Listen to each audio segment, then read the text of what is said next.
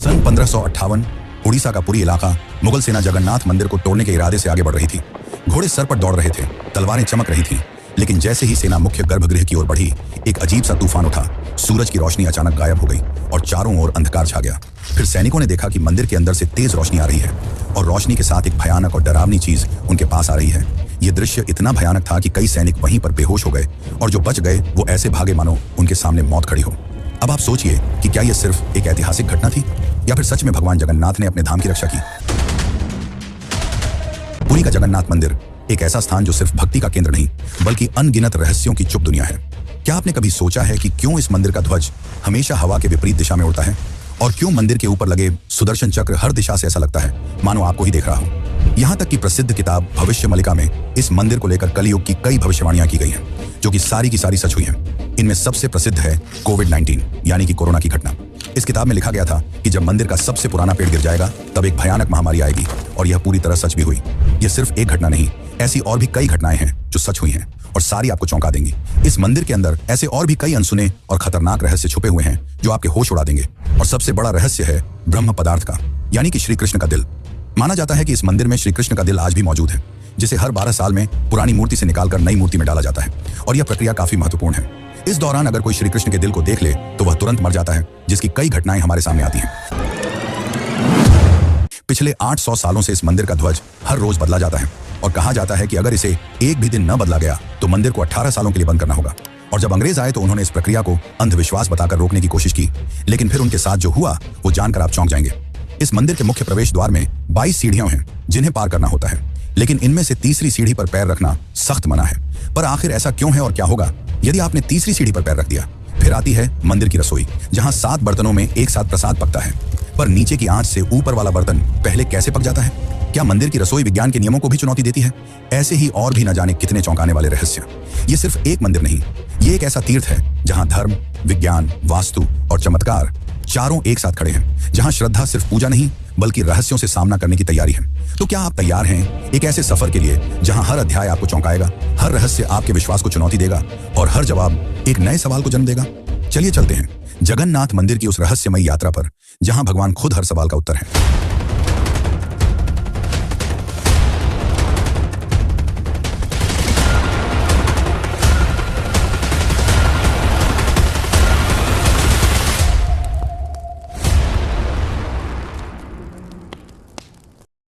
जून 2015 रात को घड़ी में 12 बजते ही पूरी शहर की बिजली काट दी गई। ये कोई साधारण बिजली कटौती नहीं थी। इस बिजली कटौती का कारण था मंदिर के गर्भगृह में चल रही विचित्र घटना। मंदिर के मुख्य पुजारी इस अंधेरी रात में अपनी आंखों पर पट्टी बांधे और हाथ में एक मोटा दस्ताना पहने हुए अपने हाथों पर एक दिव्य पदार्थ लेकर भगवान की मूर्ति की ओर बढ़ रहे थे। ये कुछ और नहीं, श्री कृष्ण का दिल था, जिसे ब्रह्म पदार्थ भी कहा जाता है।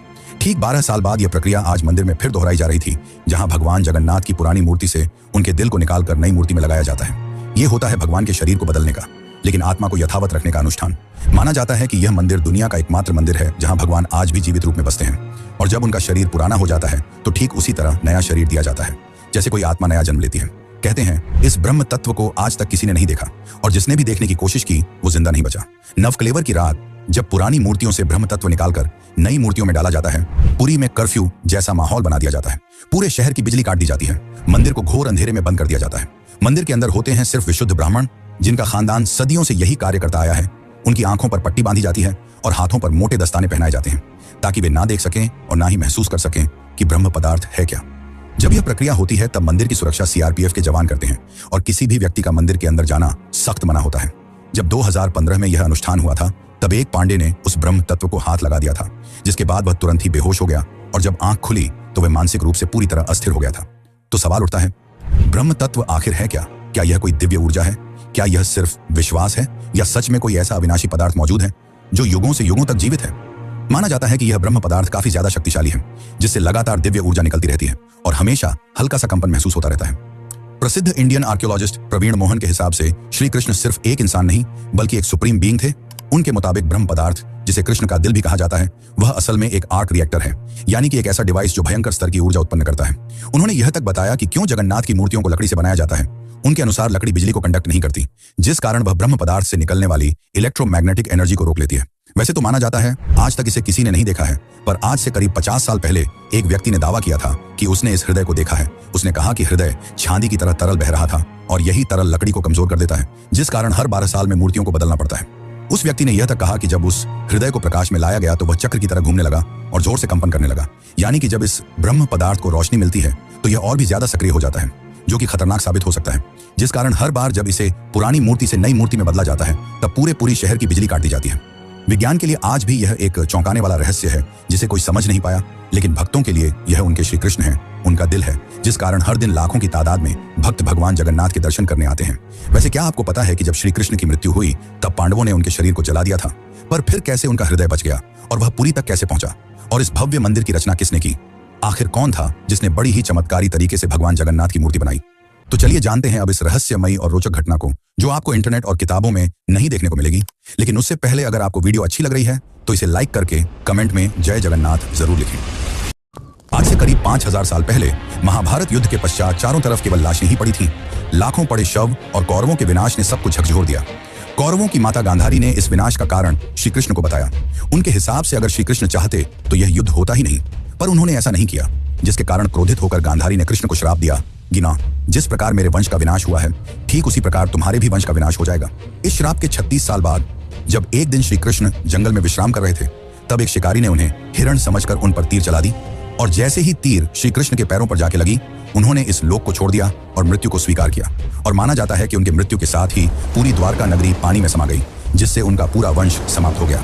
माना जाता है कि जब शिकारी ने उन्हें गलती से मारा तो उसे बहुत पछतावा हुआ और उसने श्री कृष्ण से माफी मांगी, पर श्री कृष्ण ने बताया कि ये मेरे ही कर्मों का फल है। उन्होंने समझाते हुए कहा कि पिछले जन्म में तुम महान वानर राजा बाली थे, जिसे मैंने ही राम अवतार में छल से मार दिया था, और उसी कारण आज तुम मेरे मृत्यु का कारण बने। माना जाता है कि जब श्री कृष्ण की मृत्यु की खबर पांडवों को मिली तो उन्होंने पूरे रीति रिवाज से श्री कृष्ण का अंतिम संस्कार किया, और जब उनके शरीर को जलाया गया तो उनका पूरा शरीर पंचतत्वों में विलीन हो गया, परंतु उनका हृदय बच गया और जलने की बजाय और भी अधिक ऊर्जा से धड़कने लगा। इसी हृदय को बाद में ब्रह्म पदार्थ कहा गया। अर्जुन ने इस हृदय को लकड़ी के मंच पर रखकर नदी में बहा दिया। काफी लंबे समय तक बहने के बाद यह ब्रह्म पदार्थ उड़ीसा के समुद्र तट पर पहुंचा। उस समय उस तट पर सबरा जनजाति समुदाय के लोग रहा करते थे। उस जनजाति के मुखिया विश्ववसु ने जब इस ब्रह्म पदार्थ को देखा तो वे इसकी ऊर्जा और दिव्य प्रकाश से प्रभावित हो गए। उन्होंने तुरंत ही पहचान लिया कि यह भगवान के ही रूप है और उन्होंने इसे नील माधव के रूप में पूजना शुरू कर दिया। उसी समय मालवा के राज्य में राजा इंद्रद्युम्न राज्य किया करते थे। वे भगवान विष्णु के काफी बड़े भक्त थे। एक दिन उन्होंने नील माधव के दर्शन करने की इच्छा व्यक्त की और उन्हें ढूंढने लगे, और यही आगे चलकर जगन्नाथ के निर्माण की आधारशिला बनी। जैसा कि मैंने बताया, राजा इंद्रद्युम्न विष्णु के परम भक्त थे, और एक रात स्वयं भगवान विष्णु उनके सपने में आए और उन्हें कहा कि वे उनकी दिव्य मूर्ति नील माधव को ढूंढें और उनके लिए एक भव्य मंदिर का निर्माण करें। श्री हरि विष्णु ने उन्हें यह भी बताया कि यह ब्रह्म पदार्थ उन्हें नीलांचल पर्वत में मिलेगा, जिसके पश्चात राजा ने अपने ब्राह्मण पुजारी विद्यापति को आदेश दिया कि वह इस मूर्ति को ढूंढ निकाले। विद्यापति कई दिनों तक नीलांचल पर्वत के अलग हिस्सों में इसकी तलाश करते रहे, और तब जाकर अंत में उन्हें पता चला कि इस मूर्ति को आदिवासी मुखिया विश्ववसु ने एक गुफा में छुपा कर रखा है और वे दिव्य रूप से उसकी पूजा करते हैं। जब विद्यापति ने इसके दर्शन करने की अनुमति मांगी तब विश्ववसु ने यह कहकर मना कर दिया कि यह उनके जाति का निजी मामला है, जिसके बाद विद्यापति ने चालाकी दिखाई और विश्ववसु की पुत्री ललिता से विवाह कर लिया। अब विद्यापति ने ललिता की मदद से विश्ववसु को मनाया और वे उस गुफा की ओर चल पड़े। जैसे ही विद्यापति ने उस नील माधव की मूर्ति को देखा, वे उसकी ऊर्जा से काफी ज्यादा प्रभावित हुए और उन्होंने तुरंत ही यह बात राजा इंद्रद्युम्न को बताई। लेकिन जब राजा इंद्रद्युम्न वहां पहुंचे तब तक विश्ववसु ने वह मूर्ति वहां से हटा दी थी, जिससे राजा काफी उदास हो गए और अपने महल लौट आए। इसके बाद फिर से रात में भगवान विष्णु उनके सपने में आए और कहा कि पुरी के तट पर एक बड़ा नीम का पेड़ बहकर आएगा, तुम उस पेड़ से मेरी नई मूर्ति बनाना। वह पेड़ काफी बड़ा था, जिसे उठाना आसान नहीं था। आखिर में जैसे तैसे वे पेड़ को महल तक ला पाए, लेकिन अब सवाल यह था कि इनसे भगवान की मूर्ति कौन बनाएगा। बहुत से कारीगरों ने इस पेड़ से मूर्ति बनाने की कोशिश की, लेकिन सब असफल रहे। उन्होंने कहा कि पेड़ इतना ज्यादा मजबूत है कि हमारे छैनी हथौड़ी का उस पर कोई असर नहीं हो रहा। ये सुनकर राजा काफी परेशान हो गए। तभी एक दिन भगवान विश्वकर्मा एक बूढ़े साधु के रूप में वहां पधारे और उन्होंने कहा कि वे ये मूर्ति 21 दिनों में बना कर देंगे। राजा काफी प्रसन्न हुए, पर उस बूढ़े आदमी ने एक शर्त रखी। उसने कहा कि मैं एक कमरे में बंद रहकर 21 दिनों में यह मूर्ति बनाऊंगा, और तब तक कोई भी इस कमरे का न तो दरवाजा खोलेगा और न ही कोई अंदर आएगा। राजा ने उसकी यह शर्त स्वीकार की और फिर मूर्ति बनाने का कार्य शुरू हुआ। दरवाजा बंद किया गया और कक्ष से छैनी हथौड़ी की आवाजें आने लगी, लेकिन 15 दिनों बाद अचानक से छैनी हथौड़ी की आवाज आना बंद हो गई। महाराज की रानी गुंडीचा काफी चिंतित हो गई और महाराज को कहा कि हमें दरवाजा खोलकर देखना चाहिए, शायद वह वृद्ध व्यक्ति भूख और प्यास की वजह से मर तो नहीं गया होगा। राजा ने शुरुआत में तो मना किया, पर बाद में वे इसके लिए मान गए और दरवाजा खोल दिया। लेकिन जब दरवाजा खुला तो सभी हैरान रह गए। वह वृद्ध व्यक्ति गायब हो चुका था और पीछे केवल 3 अधूरी मूर्तियां थीं। राजा को यह देखकर काफी दुख हुआ, क्योंकि उनकी शर्त तोड़ने की वजह से भगवान की मूर्तियां आधी रह गईं। जगन्नाथ भगवान के हाथ और पैर अधूरे थे। बलराम और देवी सुभद्रा की मूर्तियां भी अधूरी थीं। जब राजा मूर्ति के पास गए तब उन्हें दिल की धड़कन महसूस हुई और मूर्ति के अंदर से एक दिव्य आवाज आई, जिसने राजा को बताया कि श्री कृष्ण का हृदय इस मूर्ति के अंदर है। राजा ने इन मूर्तियों को स्थापित किया और आज यही अधूरी मूर्तियां भगवान जगन्नाथ के रूप में पुरी में पूजी जाती हैं। वैसे दोस्तों, आपको एक बात बता दूं, जो हो रहा है वह पहले ही लिखा जा चुका है और जो लिखा गया है वही होकर रहेगा। ये कोई फिल्मी डायलॉग नहीं, बल्कि पुरी के भक्तों की आस्था और सच्चाई है भविष्य मालिका की। तो चलिए जानते हैं उन भविष्य मालिका की घटनाओं को जो आज सच साबित हो रही हैं। मित्रों, इस मंदिर का इतिहास और वर्तमान एक भविष्यवाणी से जुड़ा हुआ है। भविष्य मालिका एक दिव्य ग्रंथ है जिसे लगभग 500 साल पहले ओडिशा के महान संत आचार्य महाप्रभु अच्युतानंद ने लिखा था। कहा जाता है कि वे पंचसखा यानी भगवान जगन्नाथ के 5 दिव्य सेवकों में से एक थे, जिन्होंने भगवान के आदेश पर कलयुग की कई घटनाओं को पहले ही देख लिया था। यह ग्रंथ ओडिया भाषा में लिखा गया है और इसकी पंक्तियां कविता के रूप में हैं, जैसे किसी गूढ़ रहस्य का संकेत दे रही हूं। आइए हम आपको बताते हैं भविष्य मालिका की कुछ चौंकाने वाली भविष्यवाणियां जो जगन्नाथ मंदिर और कलयुग के अंत से जुड़ी हुई हैं। इस ग्रंथ की सबसे चौंकाने वाली भविष्यवाणी 4 साल पहले काफी ज्यादा वायरल हुई थी, जब लोगों ने दावा किया कि इसमें कोरोना महामारी का वर्णन भी है। नाना रोग आसीबा, गोटे बड़ा व्याधि, लोका घरे रहीबे, बाहर कुना जीबा, अर्थात अनेकों रोग आएंगे, एक बड़ा रोग फैलेगा, लोग घरों में बंद रहेंगे, बाहर नहीं निकल पाएंगे। अब ये पंक्तियां किसी भी सामान्य रीडर को 2020 की कोविड-19 महामारी की याद दिला देती हैं। पुरी और ओडिशा में कई संतों और विद्वानों ने इसे भविष्य मालिका की सटीक भविष्यवाणी माना। इस किताब की एक और बात, इसमें जिक्र किया गया है कि मंदिर परिसर के ऊपर जो कपड़ा है उसमें आग लगने की घटना का उल्लेख मिलता है। कुछ साल पहले पहली बार त्रिदेव के वस्त्र में आग लगी थी। इस घटना के बाद कलयुग के अंत के बारे में एक बार फिर से बातें होने लगी। कहते हैं कि पापनाश एकादशी के दिन जगन्नाथपुरी मंदिर में एक अखंड महादीप जलाया गया था, लेकिन अचानक तेज हवा चली और झंडा उड़कर दीपक के ऊपर चला गया, जिससे मंदिर के झंडे में आग लग गई। यह घटना 19 मार्च 2020 को हुई थी। कहा जाता है कि दूसरे मंदिरों की तरह जगन्नाथ मंदिर के गुंबद पर कभी कोई पक्षी नहीं बैठता और ना ही इस पर कोई प्लेन या हेलीकॉप्टर उड़ता है, लेकिन जुलाई 2020 के बाद से मंदिर के गुंबद पर गिद्ध, चील और बाज को देखा गया था। ये पक्षी मंदिर के गुंबद, स्तंभ और नील चक्र पर भी बैठे थे। ऐसे में दुनिया के महाविनाश की भविष्यवाणी एक बार फिर से चर्चा में आ गई थी। भविष्य मालिका के अनुसार जब कलयुग का अंत करीब होगा तो भगवान जगन्नाथ मंदिर का नील चक्र यानी सुदर्शन चक्र तूफान से टेढ़ा हो जाएगा। मई 2019 में समुद्री तूफान फानी के कारण यह विशालकाय चक्र टेढ़ा हो गया था। ऐसे ही और भी कई भविष्यवाणियां हैं जो सच हो चुकी हैं और कई प्रसिद्ध भविष्यवाणियां हैं जो आने वाले को लेकर की गई हैं। 3 रथ यात्राएं एक साथ रुकेंगी, नदियां उल्टी दिशा में बहेंगी, ब्रह्म तत्व मंदिर से गायब हो जाएगा और फिर में अंत में आएंगे भगवान के आखिरी अवतार कल की। अब दोस्तों, आप ही सोचिए कि क्या यह महज संयोग है या सच में आचार्य अच्युतानंद को भविष्यदर्शी शक्तियां प्राप्त थीं। अगर उन्होंने आज से सैकड़ों साल पहले ऐसी बातें लिख दी जो अब सच हो रही हैं, तो क्या हमें उनकी बाकी भविष्यवाणियों को भी गंभीरता से लेना चाहिए? भविष्य मालिका कोई साधारण ग्रंथ नहीं, बल्कि वो कायनात का रोडमैप है जिसे बस समझने की जरूरत है। वैसे आपकी जानकारी के लिए बता दूं कि सन 1558 में मुगल सेना ने मंदिर को तोड़ने की कोशिश की। फिर उनके साथ जो हुआ वो चौंकाने वाला था और इस घटना को पहले ही भविष्य मालिका में लिख दिया गया था। और साथ ही भविष्य मालिका में अंग्रेजों को लेकर भी यह कहा गया था कि गोरे आएंगे और मंदिर को बंद कराने की कोशिश करेंगे। तो चलिए अब जानते हैं कि जब मुगल सेना ने मंदिर पर आक्रमण किया तो क्या हुआ और कैसे ब्रिटिशर्स ने भक्तों की श्रद्धा को अंधविश्वास बताकर मंदिर को बंद करने की कोशिश की। लेकिन उससे पहले चैनल को सब्सक्राइब जरूर कर लें, यह आपके लिए तो फ्री है पर इससे हमारी काफी मदद हो जाती है। सन 1558 उड़ीसा के पुरी इलाके में घना अंधकार छाया हुआ था, पर वो अंधकार आसमान में नहीं, लोगों के मन में था, क्योंकि इस बार कोई साधारण लुटेरा नहीं, मुगल सेना खुद मंदिर को गिराने के इरादे से आ रही थी। कला पहाड़ नाम का अफगान जनरल, जो तब बंगाल का गवर्नर था, उसकी क्रूरता इतनी बदनाम थी कि उसका नाम सुनकर ही लोग कांप उठते थे। कहा जाता है कि वो सनातन धर्म और मंदिरों से विशेष नफरत रखता था। उस दिन उसकी फौज पूरी ताकत के साथ पुरी की ओर बढ़ी।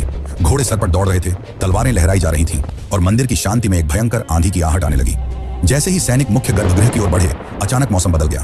तेज हवाएं चलने लगीं, आकाश काला पड़ गया, सूरज की रोशनी एकदम गायब हो गई और मंदिर के चारों ओर एक रहस्यमयी घना अंधेरा छा गया। मंदिर के भीतर से एक चमकती हुई रोशनी निकली जो किसी इंसान की नहीं थी। ये रोशनी जैसे ही बाहर आई, पूरा मैदान एकाएक शांत हो गया। सैनिकों में अफरा तफरी मच गई, कुछ बेहोश हो गए, कुछ उल्टा भागने लगे। बिना एक भी तलवार चले कला पहाड़ की पूरी फौज पीछे हट गई।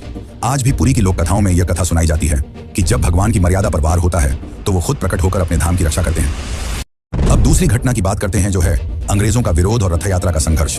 जब 1803 में अंग्रेजों ने पुरी पर कब्जा किया, तब उन्होंने कई प्राचीन मंदिरों की संपत्तियों और अधिकारों को छीन लिया। लेकिन पुरी का श्री जगन्नाथ मंदिर एक ऐसा स्थान बना जहां जनता ने कभी भी नियंत्रण नहीं छोड़ा। ब्रिटिश अधिकारियों को मंदिर की अलौकिक घटनाएं और भक्तों की श्रद्धा समझ नहीं आती थी, इसीलिए उन्होंने इन्हें सुपरस्टिशन कहकर मजाक बनाना शुरू कर दिया। सन 1805 में ब्रिटिश कलेक्टर मिस्टर हंटर ने पुरी मंदिर के रिचुअल्स को इरेशनल और बारबैरिक कहा। बात तब और बिगड़ी जब सन 166 में ब्रिटिश प्रशासन ने पुरी की रथ यात्रा को बंद करवाने की साजिश रची। उन्होंने यह तर्क दिया कि रथ यात्रा के दौरान भीड़ अनियंत्रित हो जाती है और यह प्रशासनिक खतरा है। पर यह फैसला पूरे उड़ीसा में जन आंदोलन का कारण बन गया। लाखों लोग सड़कों पर उतर आए। मठों, आचार्यों और गांवों ने खुलकर विरोध किया। रथ यात्रा का रथ निर्माण कार्य लोगों ने खुद शुरू कर दिया, यह कहते हुए कि अगर भगवान नहीं चलेंगे तो हम भी नहीं चलेंगे। इस जनता के दबाव और आक्रोश के चलते ब्रिटिश सरकार को पीछे हटना पड़ा और 1964 में फिर से रथ यात्रा की अनुमति दी गई। इसके बाद अंग्रेजों ने कभी पुरी मंदिर के अंदरूनी मामलों में दखल नहीं दिया। अब चलिए आपको बताते हैं जगन्नाथ की तीसरी सीढ़ी का रहस्य, जिसे यमलोक का द्वार भी कहा जाता है। वैसे तो इस मंदिर में 22 सीढ़ियां हैं, पर सबसे खास है तीसरी सीढ़ी, क्योंकि इसमें पैर रखना उचित नहीं माना जाता। धार्मिक कथाओं के अनुसार इस तीसरी सीढ़ी को यमशिला कहा जाता है और कहा जाता है कि जो भी मनुष्य इस तीसरी सीढ़ी पर पैर रखता है उसके पुण्य शून्य हो जाते हैं और उसे यमलोक जाना पड़ता है। दरअसल एक बार यमराज जी भगवान जगन्नाथ के पास पहुंचे और उनसे कहा कि भगवान, भक्त जैसे ही आपके दर्शन करते हैं उनके सारे पाप मिट जाते हैं, और अगर ऐसा ही चलता रहा तो सभी व्यक्ति जगन्नाथपुरी के दर्शन करके पापों से मुक्त हो जाएंगे, जिससे यमलोक में कोई नहीं आएगा। तब भगवान जगन्नाथ ने कहा कि तुम इस मंदिर की तीसरी सीढ़ी पर अपना स्थान ग्रहण कर लो, और जो भी इस मंदिर की तीसरी सीढ़ी पर पैर रखेगा उसके पुण्य शून्य हो जाएंगे और उसे यमलोक जाना पड़ेगा। और तभी से इस सीढ़ी को यमशिला कहा जाता है, क्योंकि इसमें यम का वास है। अब अगर हम पुरी मंदिर के ऊपर लगे सुदर्शन चक्र की बात करें तो देखने वालों ने यह दावा किया है कि इस सुदर्शन चक्र को आप मंदिर के किसी भी कोने से देखोगे तो ऐसा लगेगा मानो आपको ही देख रहा हो। मतलब इससे जिस भी दिशा से देखो यह सामने की ओर ही दिखता है। इसे आम भाषा में आर्टिफिशियल इल्यूजन कहा जाता है, पर यह आज भी विज्ञान के परे है कि कैसे इतने भारी चक्र को मंदिर के ऊपर लगाया गया और कैसे उस समय के लोगों ने यह आर्टिफिशियल इल्यूजन बनाया जिससे चक्र हमेशा सामने की ओर दिखता है। इसे आज भी विज्ञान नहीं समझ पाया, पर भक्तों के अनुसार यह श्री कृष्ण का चक्र है जिसे उन्होंने इस दुनिया की रक्षा के लिए इस मंदिर में स्थापित किया है। और भविष्य मालिका की एक और पंक्ति के हिसाब से जब यह मंदिर समुद्र के अंदर समा जाएगा तब कलयुग अपने अंतिम चरण पर होगा और तब आएंगे विष्णु के आखिरी अवतार कल्कि। अब जानते हैं पुरी के रसोई घर के बारे में। जगन्नाथपुरी का रसोई घर दुनिया की सबसे बड़ी और सबसे रहस्यमयी रसोई है, जिसके अनोखे तथ्य और परंपरा भक्तों को आश्चर्यचकित कर देती है।